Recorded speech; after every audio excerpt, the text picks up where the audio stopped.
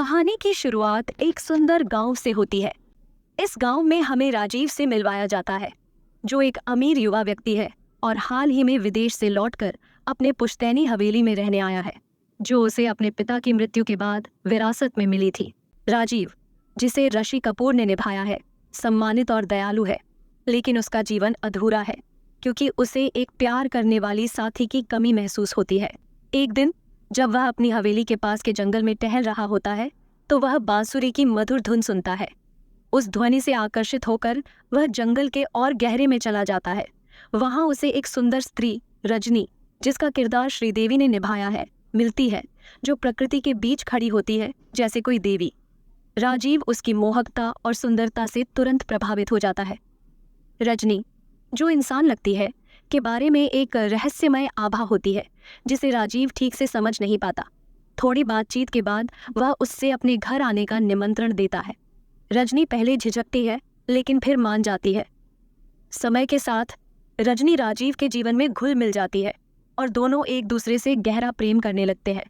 दोनों एक दूसरे को पूरी तरह से पूरक करते हैं और राजीव महसूस करता है कि उसे आखिरकार अपने सपनों की महिला मिल गई है।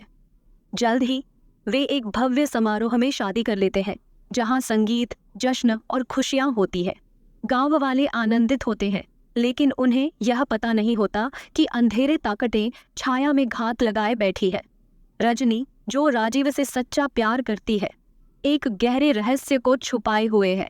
सब कुछ ठीक चलता दिखता है, लेकिन राजीव के परिवार के मित्र और एक विश्वसनीय सलाहकार भैरवनाथ, जिसे अमरीश पुरी ने निभाया है, को रजनी के बारे में कुछ असामान्य संदेह होता है। भैरवनाथ एक शक्तिशाली और दुष्ट तांत्रिक है, जो काले जादू का अभ्यास करता है और उसे रजनी के चारों ओर एक अलौकिक ऊर्जा महसूस होती है। जब राजीव के घर में अजीब घटनाएं होने लगती हैं, तो उसका संदेह और गहरा हो जाता है। राजीव इन घटनाओं को महज संयोग मानकर नजरअंदाज कर देता है, लेकिन भैरवनाथ पूरी तरह से आश्वस्त होता है कि रजनी वैसी नहीं है जैसी वह दिखती है। जैसे जैसे भैरवनाथ गहराई से जांच करता है, हमें रजनी की असली पहचान के बारे में पता चलता है। वह एक सामान्य महिला नहीं है, बल्कि एक इच्छाधारी नागिन है जो एक मानव में बदल सकती है। रजनी नागों की रहस्यमय दुनिया से ताल्लुक रखती है और उसका मानव दुनिया में आने का उद्देश्य बदला लेना है।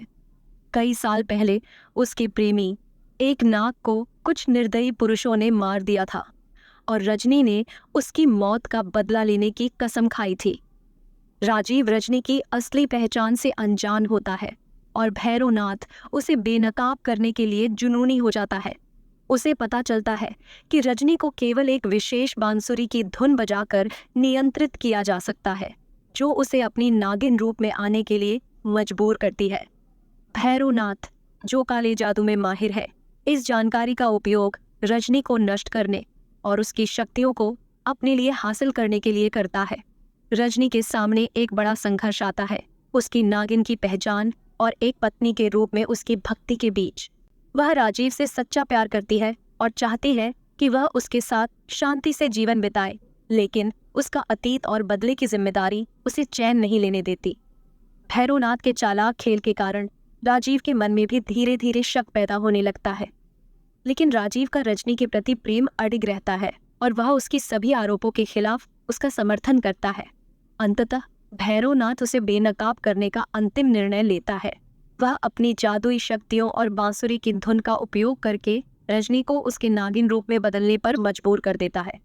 राजीव इस सच्चाई से टूट जाता है। वह स्त्री जिससे वह प्यार करता था, इंसान नहीं है। भैरवनाथ इस मौके का फायदा उठाता है। वह रजनी से उसकी शक्ति के सामने झुकने की मांग करता है, धमकी देते हुए कि अगर वह उसकी बात नहीं मानेगी तो वह राजीव और उनके रिश्ते को नष्ट कर देगा। भैरवनाथ की असली मंशा सामने आ जाती है। वह रजनी को केवल बेनकाब नहीं करना चाहता, बल्कि उसकी अलौकिक शक्तियों का उपयोग करके एक सर्वशक्तिमान तांत्रिक बनना चाहता है। लेकिन रजनी भैरवनाथ की धमकियों के सामने झुकने से इनकार कर देती है।